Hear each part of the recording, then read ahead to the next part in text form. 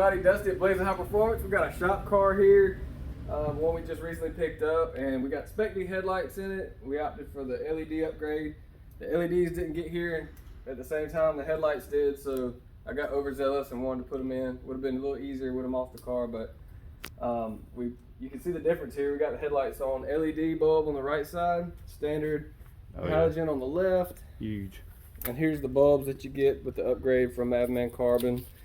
Little bulky, not a bolt in per se, like direct fit, but if you pull this off, you get this piece seated in there. We would show you, but you just can't see it with the way it's on the car, unfortunately.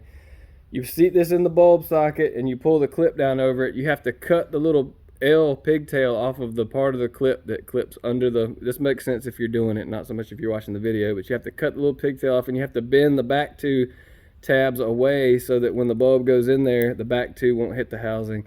It's also a good idea to take some pliers and close this gap up a little bit and make it a little tighter fit on here. Tuck everything in the housing, plug it up, blue to red, black to black. Spread these guys out like so. I wish we could show you, it'd make more sense. Put this on the back and the cover will go on and kind of help hold everything together, but huge difference. Looks much better, much brighter.